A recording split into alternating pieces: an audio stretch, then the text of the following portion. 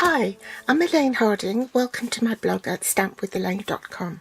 I was surprised to find that the Boughs and Blossoms stamp set hasn't carried over into the new 2022-23 annual catalogue. This stamp set and the bow punch was bundled together, and even though the Boughs and Blossoms stamp set isn't carrying over, the bow punch is. Today I have a sneak peek for you. I'm using a new 3D embossing folder from the new annual catalogue. This is the card we'll be making. There's a bit of stamping on the inside and a fussy cutting on the floral images. I'm using the outgoing in colours from 2020 to 2022 in Just Jade and Bumblebee. Linen thread. Rhinestone basic jewels. The card base is a standard card base. In Europe it's half an A4 sheet, and that measures 8 1/4 inches by 5 7/8. In metric that will be 21 centimeters by 14.5. The matte layer is in basic white, and this measures 3 3/8 by 5 1/8. In metric that will be 8.5 by 13 centimeters. I have a Just Jade matte layer 2 for the card front, and this measures 3 1/4 by 5 inches. In metric that's 8 centimeters by 12.5 centimeters, and this is the piece that will be embossed. For the inside of the card, this is basic white, and this measures 3 3/4 by 5 1/2. In metric that will be 9.5 by 14 centimeters. You need some basic white cardstock to punch out this other image here that looks like buds. So I'm just going to punch a few. And just one more. 5. Now this paper is from the Flowering Fields, I think it is, 12 by 12 DSP. That's the tulip ones, and I've cut a strip that's 1 1/2 inches, so I can feed it through the punch this way, lengthways, and punch. So I've already done some here, so I've punched out a whole bunch of them, and I'll set that aside until I need them. First I'm going to stamp on a post-it note to create a mask. So I'm going to cut inside the line. If you cut it on the line and then put it over your stamped flower, I can't see that very well. Should have stamped it in a different colour.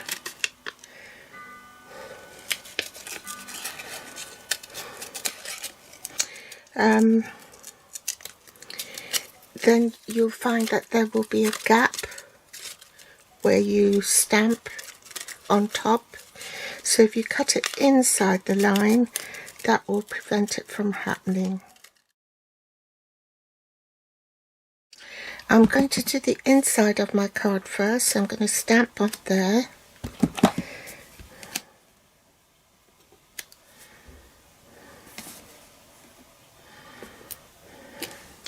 And as you can see, this was the first time I inked it. This was the second generation because I stamped off first and then stamped onto the project. And then without re-inking, I stamped a third time. So it gets paler and paler with each generation. I'm going to put a mask there. And there, so I can stamp the leaves. Store the masks in your stamp box so you can use it another time if you wish to do more masking. Then I'm ready to glue this to the inside of my card. You can see I stamped it on the reverse and wasn't happy with it, so I've stamped it again.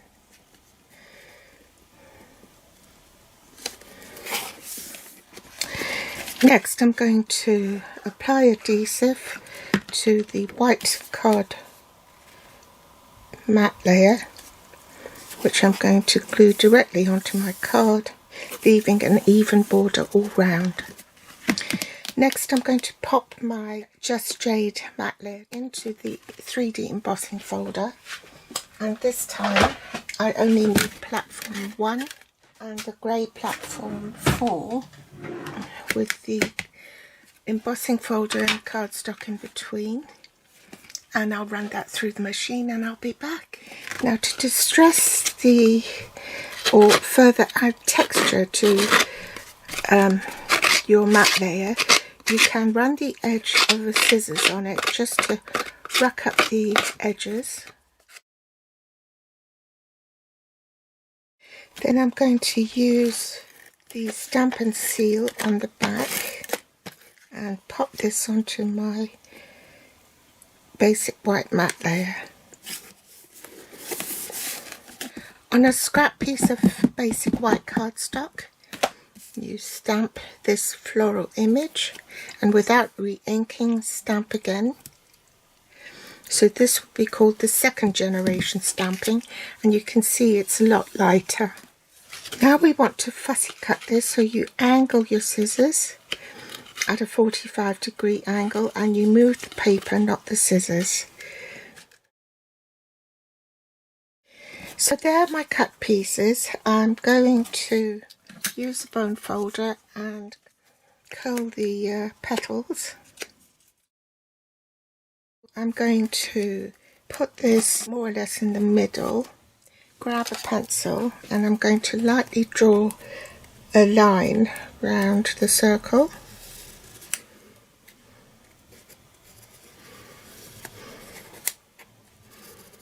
And that will give me a guideline as to where to put my leaves. So what I'm going to do, I'm going to cut off these stems here so it's flat. Bring in a silicone mat, and I'm just going to run some stamp and seal on the back of this, and then start layering the leaves round the circle I've drawn. So you can vary the leaves so they're not all the same colour. And I'll speed this up.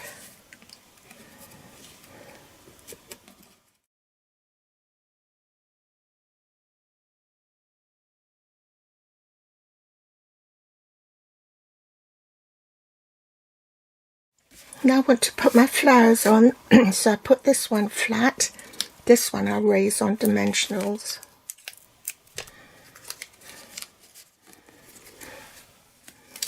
Then I'm going to use a glue dot to put underneath here.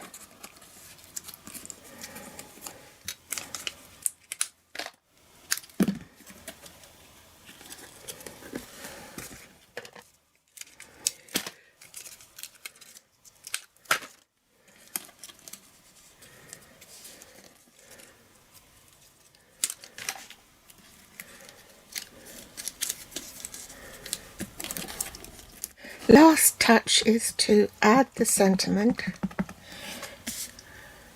so make sure that's straight.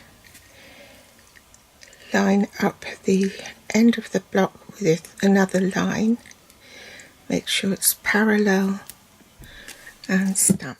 So now I've trimmed it, I'm going to follow the angle of the script, cut it off. So I've put dimensionals on the back of this, and I just pop that on.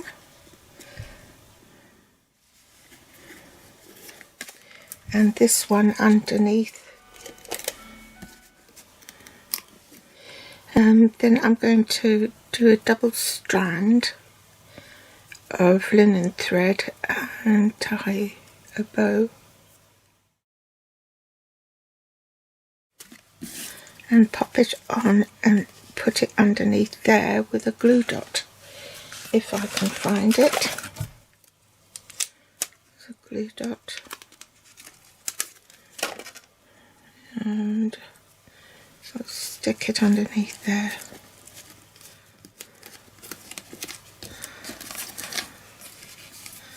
Obviously it's a bit too long, so she'll have to cut it. So I'll put some rhinestones next to each other.